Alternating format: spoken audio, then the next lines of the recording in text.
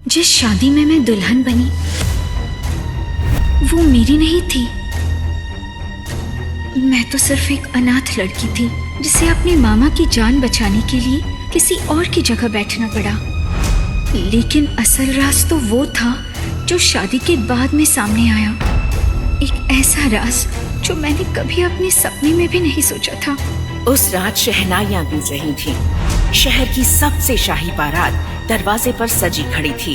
हर तरफ जश्न था, बस एक कमरा छोड़कर, जहां कमरे के अंदर अब तक दुल्हन प्रियंका अपनी ही शादी के लिए तैयार नहीं थी। उसकी आंखों में बेचैनी थी और कदम कमरे में इधर उधर भटक रहे थे। प्रियंका का दिल जोर जोर से धड़क रहा था। तभी दरवाजे पर अचानक दस्तक हुई। प्रियंका चौंक गई और उसने जल्दी से कमरे की लाइट को थोड़ा डिम किया और बेहद सावधानी से दरवाजा खोला। सामने एक लंबा चौड़ा हैंडसम लड़का खड़ा था। अगले ही पल प्रियंका ने उसे झट से अपनी तरफ खींच लिया और दरवाजा बंद कर दिया। प्रियंका ने सनी को कसकर गले लगाते हुए कहा, ओह सनी, शुक्र है तुम वक्त पर आ गए। मैं डर ही रही थी कि कहीं अगर तुम नहीं आए तो आज उस रईसज़ादे अरमान की बीवी बनकर अपनी पूरी जिंदगी बर्बाद न कर लूं। तुम नहीं जानते वो कैसा आदमी है। प्रियंका की बात पूरी होते ही सनी ने उसे थोड़ा अलग किया और कहा, मैं अच्छे से जानता हूँ प्रियंका, इस शहर में शायद ही कोई होगा जो अरमान सिंघानिया के बारे में ना जानता हो, और मैं तो खुद उसके ही ऑफिस में काम करता हूँ। मगर एक बात मेरी समझ से बाहर है, जो आदमी औरत जात से नफरत करता था, जो कल तक शादी के नाम से भी चिढ़ जाता था, वो आदमी अचानक तुमसे शादी करने के लिए कैसे राजी हो गया? इतना कहते हुए सनी एक पल के लिए रुका, फिर गहरी सांस लेते हुए बोला, अगर आज तुमने मुझे फोन करके नहीं बुलाया होता तो शायद मुझे भी यही लगता कि तुम उसकी दौलत के लिए उसे शादी कर रही हो। प्रियंका ने बेबसी से सनी की ओर देखा और आंखें नम करते हुए बोली, नहीं सनी, बात कुछ और ही है, लेकिन मैं अभी तुम्हें वो सब नहीं बता सकती। और इससे पहले कि कोई हमें एक साथ देख ले, हमें यहाँ से भागना होगा, अभी इसी वक्त। इतना कहते ही प्रियंका ने सनी का हाथ जोर से पकड़ा, लेकिन अभी भी प्रियंका का पूरा शरीर डर से थरथरा रहा था, मानो अरमान को लेकर प्रियंका के मन में एक अजीब सा खौफ हो, जैसे सिर्फ वही अरमान के बारे में कोई ऐसा सच जानती हो जो उन दोनों की जिंदगी बदल देने के लिए काफी हो। तभी प्रियंका ने खुद को संभालते हुए हड़बड़ी में कहा, चलो, इससे पहले कि कोई देख ले, हमें अभी इसी पल निकलना होगा। अगर तुम्हारे यहाँ आने की खबर उस शैतान अरमान तक पहुँच गई तो सब खत्म हो जाएगा। सनी का हाथ थामे प्रियंका पीछे वाले दरवाजे की ओर बढ़ चुकी थी कि तभी एक आवाज गूंज उठी, बारात आ चुकी है और आप इस वक्त कहाँ जा रही थी? ये आवाज सुनते ही प्रियंका के कदम वहीं थम गए। उसकी सांस जैसे अटक चुकी थी। वो पलटी तो सामने उसकी कजन आस्था खड़ी थी। आस्था को देखते ही प्रियंका के चेहरे का रंग उड़ चुका था, लेकिन इससे पहले कि आस्था कुछ कर पाती, प्रियंका और सनी तेजी से भागते हुए घर के पिछले दरवाजे से निकल गए। उधर मंडप में शादी के शोर के बीच प्रियंका दीदी! अरमान सिंघानिया दूल्हे के जोड़े में बैठा था, लेकिन नजरें फोन और लैपटॉप पर टिकी थीं, जैसे ये कोई डील हो, शादी नहीं। कि तभी कुछ लोग आपस में बातें करते हुए बोले, शादी के दिन भी इस आदमी को काम से फुर्सत नहीं। आखिरकार सिंघानिया इंडस्ट्रीज का इकलौता वारिस है। लेकिन अब तक ये समझ में नहीं आया, अरमान सिंघानिया ने एक मिडिल क्लास लड़की को ही अपनी पत्नी बनाने का फैसला क्यों लिया? इस शादी को लेकर लोग तरह तरह की बातें कर रहे थे। जल्द से जल्द दुल्हन को बुलाया जाए। दुल्हन का नाम सुनते ही एक औरत 2-3 लड़कियों को साथ लेकर दुल्हन के कमरे की तरफ बढ़ी। अरे आप लोग बैठिए, मैं खुद अपनी बेटी को लेकर आता हूँ, बस थोड़ी सी तैयारी बाकी है। मनोज ने बात वहीं खत्म कर दी और सबको दोबारा मंडप की तरफ भेज दिया, क्योंकि आस्था उसे पहले ही सच बता चुकी थी कि प्रियंका भाग चुकी है। लेकिन इस पूरे हंगामे को मंडप से कुछ दूर खड़ा एक शख्स बहुत ध्यान से देख रहा था, जिसकी अनुभवी आंखें होने वाली अनहोनी को भांप चुकी थी। ये शख्स और कोई नहीं बल्कि अरमान के दादाजी आलोक सिंघानिया थे, जिनके एक फैसले पर ये रिश्ता तय हुआ था। आलोक जी को पूरा यकीन हो चला था कि यहाँ कुछ तो गड़बड़ है, इसलिए बिना किसी को भनक लगे वो तेज कदमों से दुल्हन के कमरे की ओर बढ़े। दरवाजे के पास पहुँचते ही उन्हें किसी के रोने की आवाज सुनाई दी। ये सब क्या हो रहा है यहाँ? ये लड़की कौन है? इस तरह से रो क्यों रही है? प्रियंका कहाँ है? पंडित जी कब से आवाज लगा रहे हैं? जवाब दीजिए। इतना सुनते ही प्रियंका के माता पिता मनोज और सीमा सिर झुकाए खड़े रह गए। कमरे में एक भारी खामोशी छा गई। तभी सीमा आगे बढ़ी और कांपती हुई आवाज में बोली, सर, हम बहुत खुश थे। इतने बड़े घर में हमारी बेटी की शादी हो रही थी, इसलिए हमने गांव से अपनी ननद की बेटी आस्था को बुला लिया। उसके माँ बाप एक एक्सीडेंट में मर चुके थे। सोचा शादी में हाथ बटा लेगी। हल्दी मेहंदी हर फंक्शन में उसने काम किया। लेकिन आज जब हमने प्रियंका को बुलाने भेजा तो यही लड़की आकर बोली, दुल्हन कमरे में है ही नहीं। इसी ने प्रियंका को भगाया है। सीमा ने अपनी बातों का ऐसा जाल बुना कि सारा इल्जाम आस्था पर डाल दिया, जिसने खुद प्रियंका को जाने से रोका था। वही आस्था आज सबके सामने गुनहगार बन गई थी। यहाँ तक कि आस्था के मामा मनोज भी चुपचाप इस इल्जाम के साथ खड़े थे। आस्था का सब्र टूट गया और वो रोते हुए बोली, मामी, इसमें मेरा कोई कसूर नहीं है, मैं सच कह रही हूँ। जब मैं कमरे में पहुँची तब प्रियंका दीदी वहाँ थी ही नहीं। आप मेरी बात क्यों नहीं मान रही हैं? आंसुओं से भरी आस्था की आंखें उसकी बेगुनाही चीख चीख कर कह रही थी। फिर भी कोई उसका यकीन करने को तैयार नहीं था कि तभी आलोक सिंघानिया का गुस्सा जैसे आग बनकर फूटा। हमें ये सब नहीं सुनना मनोज। एक मामूली अकाउंटेंट होने के बावजूद हमने तुम्हारी बात मानी। सिंघानिया एम्पायर की सबसे बड़ी डील तुम्हारे नाम की। अपने पोते अरमान की शादी तुम्हारे बेटी से तय की। रिश्ता, रुतबा, सम्मान सब दिया हमने। बारात दरवाजे पर खड़ी है और तुम कह रहे हो कि दुल्हन गायब है। मुझे लगता है तुम्हारी नीयत बदल गई है मनोज। आलोक सिंघानिया का अरमान चूर चूर हो चुका था, क्योंकि उसके एक लौते पोते अरमान की होने वाली दुल्हन प्रियंका शादी से ठीक पहले घर छोड़कर चली गई थी। और उसी पल मनोज, प्रियंका के पिता और सिंघानिया हाउस के पुराने अकाउंटेंट सिचुएशन को संभालते हुए बोले, सर, आप गलत समझ रहे हैं। मेरी बेटी प्रियंका अपनी मर्जी से गई है। मुझे सच में कुछ नहीं पता, लेकिन मैं अपने वादे का पक्का आदमी हूँ। अगर प्रियंका नहीं तो मेरी भांजी आस्था यही बनेगी अरमान की दुल्हन। ये सुनते ही आस्था का दिल कांप उठा। नहीं मामा, आप कुछ भी कह लो, मगर मैं ये शादी नहीं कर सकती। अगर मैं इस घर से चली गई तो मेरा वो सपना अधूरा रह जाएगा, सब खत्म हो जाएगा मामा, मैं बर्बाद हो जाऊंगी। करमजली, तू ये क्या कह रही है? तुझे सिर्फ अपनी पड़ी है। तुझे पता है ना, अगर आज शादी नहीं हुई तो वो लोग तेरे मामा को मार डालेंगे। तुझे मैं जिंदा नहीं छोड़ूंगी। आस्था, तुम्हारी मामी ठीक कह रही है। प्रियंका अपनी मर्जी से गई होगी, लेकिन मुसीबत में हमें तुमने डाला है। तुमने ही उसे भागने में मदद की होगी, तो अब तुम ही इस मुसीबत से हमें निकालोगी। आस्था अपने ही रिश्तेदारों के कहे हुए उन जहरीले शब्दों से कांप उठी। हर शब्द उसके सीने में नस्तर की तरह चुभ रहा था। इससे पहले कि वो खुद को संभालती, अचानक आलोक सिंघानिया ने कहा, अब और कोई बहाना नहीं। बताओ, इस शादी के बदले तुम्हें क्या चाहिए? जो मांगोगी दूंगा, पर एक बात याद रखना, आज बारात वापस नहीं जानी चाहिए। अगर आज शादी नहीं हुई तो सिंघानिया एम्पायर की इज्जत मिट्टी में मिल जाएगी। और अरमान, जिसे औरत जात से नफरत है, वो ये जानकर कि दुल्हन भाग गई, सब तहस नहस कर देगा। अरमान का नाम सुनते ही कमरे में हर कोई कांप उठा, क्योंकि अरमान सिंघानिया सिर्फ नाम नहीं, एक आंधी था जिसके गुस्से से पूरा शहर थरथरा जाता था। आस्था समझ चुकी थी कि इस शादी को रोकना अब लगभग नामुमकिन है। बेबस होकर उसने अपने ही सपनों का गला घोंट दिया और चुपचाप दुल्हन का लाल जोड़ा पहन लिया। कुछ ही मिनटों में आंखों में आंसू लिए शादी के मंडप में बैठ गई, लेकिन वहां जो नजारा उसे दिखा उसके होश उड़ गए। चारों तरफ शहनाइयां बज रही थीं और बीच में अरमान अपने लैपटॉप पर काम कर रहा था। ये कैसा आदमी है? कौन अपनी ही शादी में ऑफिस का काम करता है? अगर शादी करनी ही नहीं थी तो फिर ये जबरदस्ती क्यों? ये सब देखकर आस्था बहुत हैरान थी। जो भी हो, एक बात याद रखना, ये बात अरमान को कभी पता नहीं चलनी चाहिए कि तुम कौन हो। आस्था ने बिना कुछ कहे हाँ में सिर हिला दिया। सबके सामने आस्था एक परफेक्ट दुल्हन बनी रही, लेकिन अंदर से डर, कंफ्यूजन और गिल्ट से टूटी हुई एक लड़की थी। फिर आखिरकार विदाई का वक्त आया। कार का दरवाजा घर छोड़कर चली गई। था पहली बार अरमान के बिल्कुल पास बैठी थी।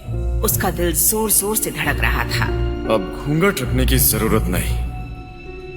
मैं जानता हूँ कि तुम प्रियंका नहीं हो, उसकी छोटी बहन आस्था हो। ये सुनते ही आस्था का चेहरा सफेद पड़ गया। उसकी सांसें अटक गई। तभी अरमान ने आस्था के करीब जाकर धीरे से उसके कानों में फुसफुसाते हुए कहा, सच कहूँ तो अच्छा ही हुआ कि प्रियंका भाग गई, क्योंकि असल में मैं उसे नहीं बल्कि तुम्हें अपनी दुल्हन बनाना चाहता था। आस्था की सांसें थम गईं। ये सब सुनकर उसके दिमाग में हजारों सवाल उठ खड़े हुए। क्या? लेकिन ये कैसे हो सकता है? मैं तो अरमान से कभी मिली भी नहीं, तो वो मुझसे ही शादी क्यों करना चाहता था? तभी मैंशन पर कुछ गाड़ियों का काफिला आकर रुका। अरमान एक बार फिर से सिंघानिया मैंशन में एंट्री कर चुका था। आस्था की मामी ने आस्था को घूंघट उठाने से सख्त मना किया था कि वो किसी भी कीमत पर घूंघट नहीं उठाएगी जब तक कि वो अपनी ससुराल नहीं पहुंच जाती, और आस्था ने ठीक ऐसा ही किया था। आस्था को कार से उतारने वाला वहाँ कोई नहीं था। तब एक नौकर ने आस्था के लिए कार का दरवाजा खोल दिया। आस्था नीचे उतर गई, लेकिन उसने घूंघट ओढ़ रखा था, इसीलिए उसे रास्ता समझने में मुश्किल हो रही थी। उसने हल्का सा घूंघट उठाकर नासमझी में इधर उधर देखने की कोशिश की, लेकिन उसे सिर्फ और सिर्फ मार्बल का फर्श ही दिखाई दे रहा था। उसके अलावा उसे कुछ और नजर नहीं आ रहा था। तब अचानक दादाजी आए। उन्होंने देखा कि आस्था पीछे रह गई और अरमान लंबे लंबे कदमों से चलता हुआ मैंशन की ओर जा रहा है। दादाजी ने आवाज लगाते हुए कहा, अरमान ठहरो, तुम इस तरह से बिना दुल्हन के मैंशन में एंट्री नहीं कर सकते हो। जाओ, दुल्हन को भी अपने साथ अंदर लेकर आओ। दादाजी की बात सुनकर अरमान ने अपने दादाजी की ओर देखा, लेकिन इस वक्त वो मजबूर था, क्योंकि अरमान ने खुद ही अपने दादा से वादा किया था कि इस शादी में उसके दादाजी उससे जो कुछ भी कहेंगे वो वही करेगा। वो चिढ़ता हुआ सीधा आस्था के पास जाकर खड़ा हो गया और आस्था की ओर गुस्से से देखकर बोला, क्या तुम थोड़ा सा तेज नहीं चल सकती, या तुम्हें चलना ही नहीं आता है? उसने आस्था का हाथ कसकर पकड़ लिया और उसे लगभग घसीटते हुए सिंघानिया मैंशन के अंदर लेकर जाने लगा। अब आस्था की हालत काफी ज्यादा खराब हो चुकी थी। एक तो उसने हाथ भरकर लाल रंग का चूड़ा पहना हुआ था, ऊपर से अरमान ने उसका हाथ काफी जोर से पकड़ा था, जिससे उसे काफी ज्यादा दर्द हो रहा था। हल्की सी चीख उसके होंठों से निकल गई, आह मेरा हाथ। लेकिन अरमान ने उसकी चीख को सुनकर भी अनसुना कर दिया और लगभग उसे घसीटते हुए सिंघानिया मैंशन के गेट पर जा पहुंचा। जैसे ही वो उसे लेकर अंदर की ओर जाने लगा, तुरंत आकाश, सुमित, ध्रुव और आहान चारों एक साथ उसके सामने आकर खड़े हो गए और चिल्लाते हुए बोले, रुको भैया।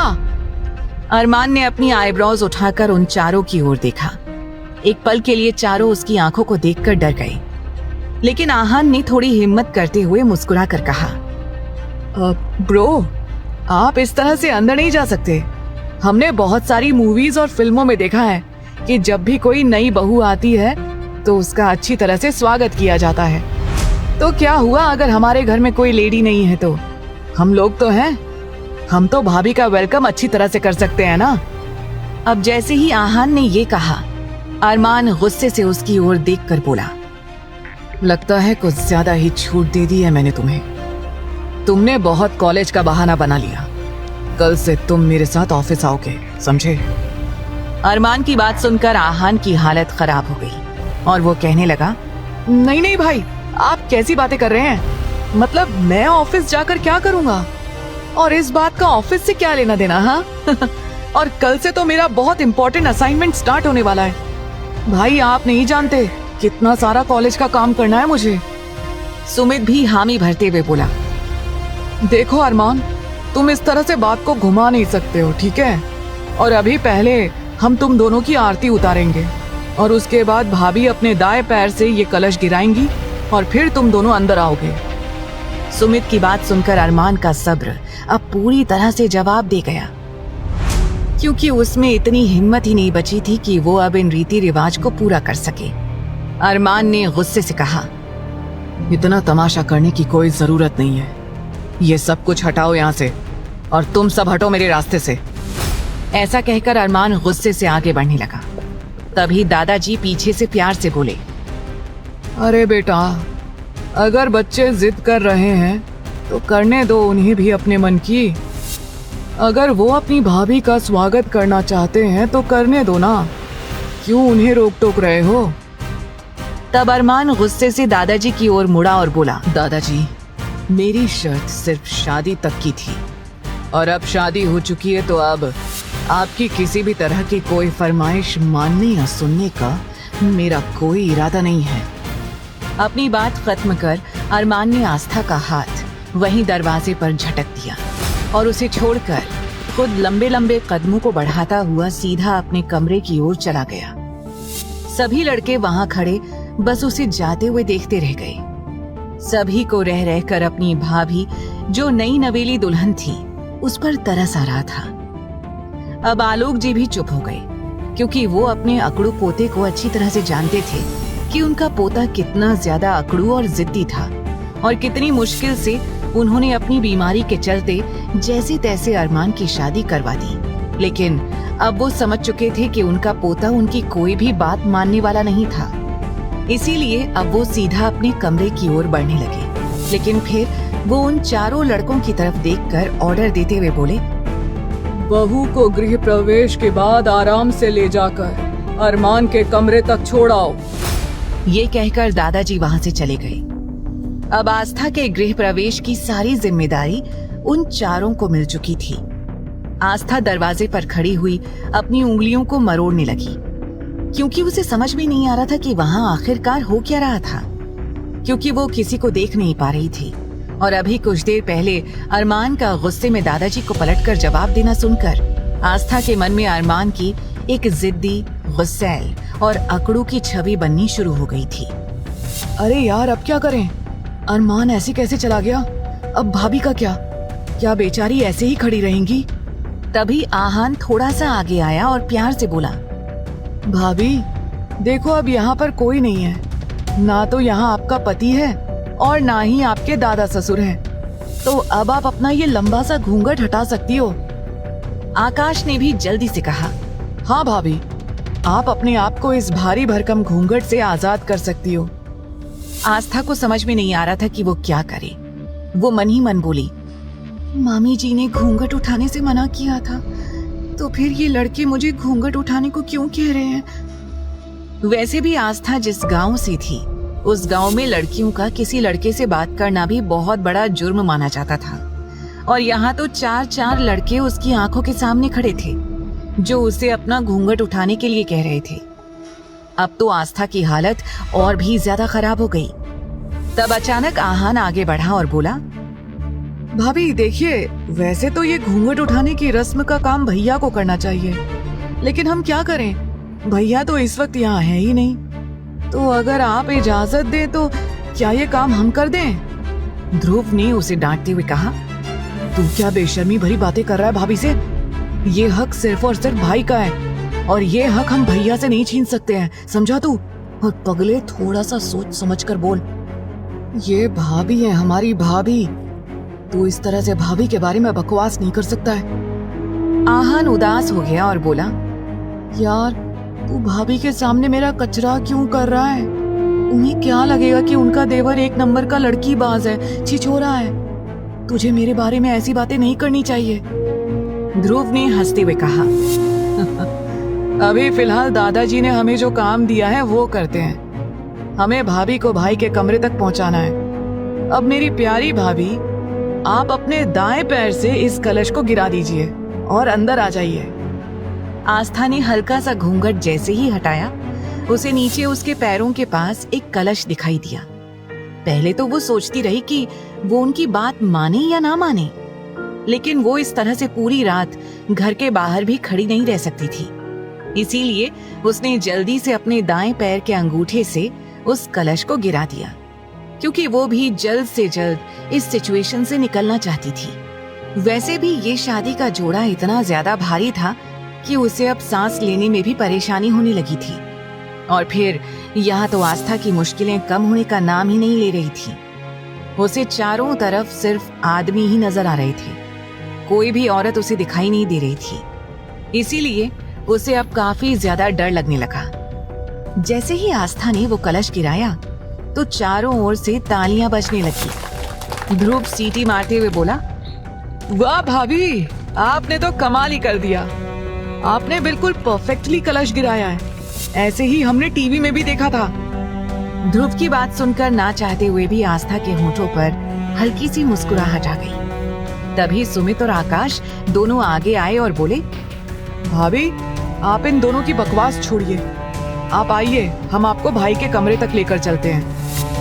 आस्था का दिल जोरों से धड़कने लगा, क्योंकि अभी तक उसने अरमान को देखा भी नहीं था और अरमान की बातों से ये साफ पता चल रहा था कि अरमान इस शादी से खुश नहीं था।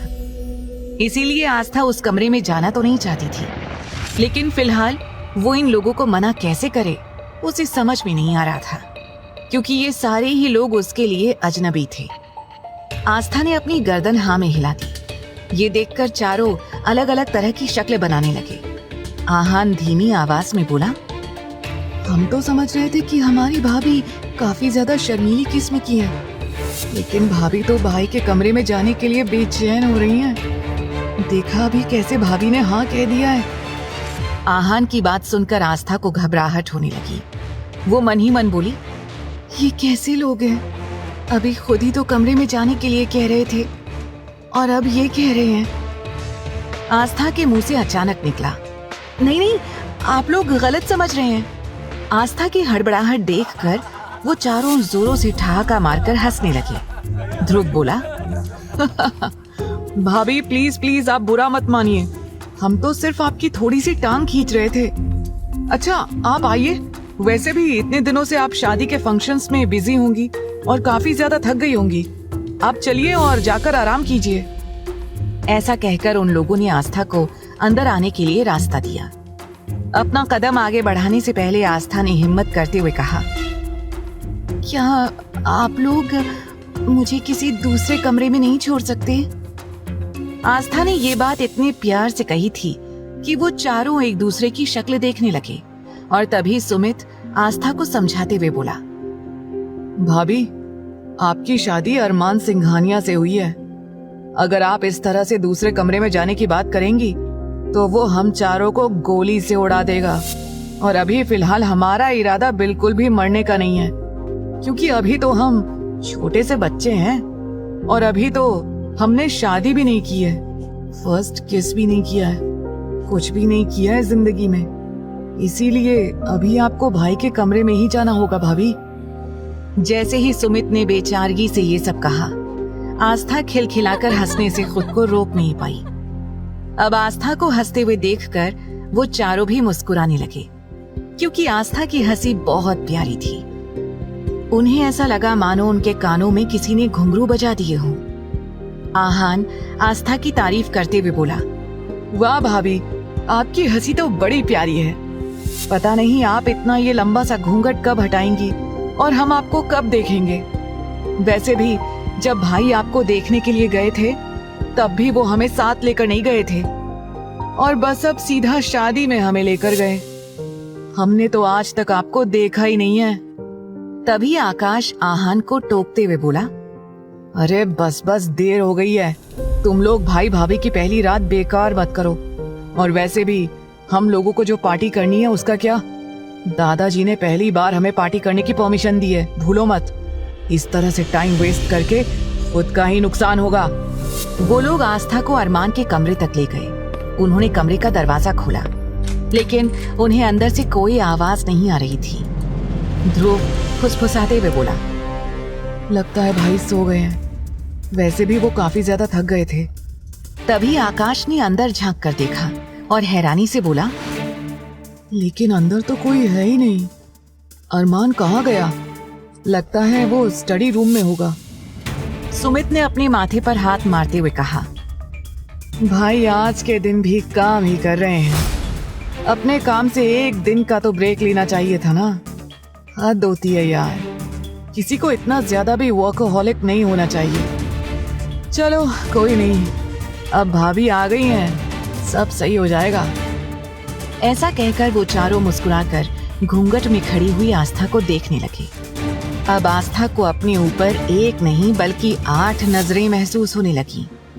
वो और भी ज्यादा असहज हो गई। ध्रुव ने आस्था की सिचुएशन समझ ली और तीनों को डांटते हुए बोला, अरे यार, अब अपनी फालतू की बकवास बंद करो। अगर भाई स्टडी रूम में ही हैं, तो कम से कम भाभी को तो अंदर कमरे में जाने दो, वो तो आराम करें। भाभी, आपकी जरूरत के सारे कपड़े हमने ऑलरेडी भाई के क्लोजेट में सेट करवा दिए हैं, तो आपको अगर कोई भी परेशानी हो तो आप बेल बजा दीजिएगा, कोई ना कोई उसी वक्त आपकी सेवा में जरूर हाजिर हो जाएगा। ऐसा कहकर ध्रुव, सुमित, आकाश और आहान ने आस्था के सामने स्टाइल से अपना सिर झुकाया और कमरे के बाहर से ही वापस चले गए। आस्था अंदर कमरे में गई। उसने कमरे को अंदर से लॉक कर दिया और फिर सबसे पहले उसने अपने आप को घूंघट से आजाद किया और लंबी लंबी गहरी सांसें लेने लगी। तभी उसकी नजरें उस बेडरूम में चारों तरफ घूमने लगी। बेडरूम की दीवारें ब्लैक एंड व्हाइट कलर की थी। वहां की सभी चीजें बेहद महंगी लग रही थी। कमरे के बीचों बीच एक किंग साइज का बेड था। इतनी महंगी महंगी चीजें देखकर आस्था की आंखें हैरानी से बड़ी हो गईं। बेड के ठीक सामने एक मिरर था। आस्था डरते हुए मिरर के सामने जाकर खड़ी हो गई। जैसे ही उसने मिरर में खुद को देखा तो वो शॉक्ड रह गई। ये मेरी आंखें क्यों सूजी हुई हैं? मेरी नाक इतनी लाल हो गई है। थोड़ी देर तक वो खुद को मिरर में निहारती रही। तभी जैसे उसे होश आया, ये मैं क्या कर रही हूँ? मैं इस वक्त किसी और के कमरे में हूँ और अकेली भी। मैं इस तरह से बेवकूफ बनकर एक जगह खड़ी नहीं रह सकती। तभी आस्था के कानों में उसके देवरों की बात गूंज उठी कि क्लोजेट में उसके कपड़े रखे हुए थे। उसने क्लोजेट खोला। वो बिल्कुल हैरान हो गई। वहां पर कपड़े तो रखे हुए थे, लेकिन सभी कपड़े बेहद महंगे और ब्रांडेड थे। वहां एक से एक ब्रांडेड साड़ियां थी, लेकिन साड़ियां तो आस्था ने कभी पहनी ही नहीं थी।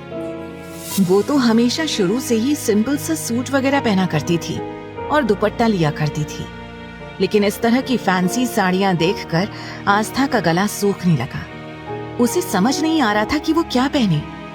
अब आस्था पूरी तरह से मायूस हो गई। फिर उसने वापस से वो घूंघट, जो कि लहंगे का था, वो ओढ़ लिया और बेड के एक साइड पर बैठ गई।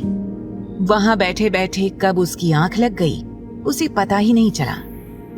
वहीं अरमान आधी रात तक काम करता रहा और करीब 2 बजे अपना काम खत्म करने के बाद अपने कमरे में सोने के लिए आ गया। लेकिन जैसे ही उसने दरवाजा खोलने की कोशिश की तो उसे एहसास हुआ कि उसका कमरा अंदर से लॉक्ड था। वो झल्लाते हुए बड़बड़ाया, ये कमरा लॉक किसने किया है? लेकिन अगले ही पल अरमान का चेहरा गुस्से से तमतमाने लगा, क्योंकि ऐसा पहली बार हुआ था कि अरमान को उसका कमरा लॉक्ड मिला था। उसने जल्दी ही अपने फिंगरप्रिंट लॉक का इस्तेमाल करते हुए अपना रूम खोल लिया, क्योंकि अरमान का रूम, उसका घर उसके कंट्रोल में था। वो जब चाहे किसी भी जगह पर बिना किसी की परमिशन के आ जा सकता था। और फिर ये तो उसका कमरा था, जो उसने खुद अपने मुताबिक डिजाइन करवाया था। जैसे ही वो अपने कमरे में अंदर आया, उसने देखा कि बेड के एक कोने पर आस्था लेटी हुई थी। उसका चेहरा पूरी तरह से कवर्ड था। अरमान ने नफरत से उसकी ओर देखा और अगले ही पल अपना मुंह मोड़ लिया। अरमान गुस्से में दांत पीसते हुए बोला, दादाजी को इसे मेरे कमरे में नहीं भेजना चाहिए था। मैंने ये शादी सिर्फ नाम के लिए की है। ये मेरे कमरे में या मेरी जिंदगी में नहीं रह सकती है, कभी नहीं। अरमान का तो दिल किया कि अभी और इसी वक्त इस लड़की को उठाकर वहां से बाहर फेंक दे, लेकिन उसे सोता हुआ देखकर उसने ऐसा कुछ नहीं किया। अरमान के लिए आस्था के साथ एक बेड पर सोना पॉसिबल नहीं था, और अपने कमरे के अलावा अरमान को कहीं और नींद भी नहीं आती थी। अब अरमान पूरी तरह से उलझन में फंस गया था। अब क्या करने वाला है अरमान? जब वो प्रियंका की जगह आस्था को देखेगा तो उसका क्या रिएक्शन होगा? इनकी पहली रात यादगार बनेगी या ये इनके साथ की आखिरी रात बन जाएगी? आगे की कहानी जानने के लिए देखें अगला एपिसोड सिर्फ पॉकेट एफएम के यूट्यूब चैनल पर। और तेरे इश्क में के सारे एपिसोड्स को सुनने के लिए डिस्क्रिप्शन में दी लिंक से डाउनलोड करें पॉकेट एफएम ऐप।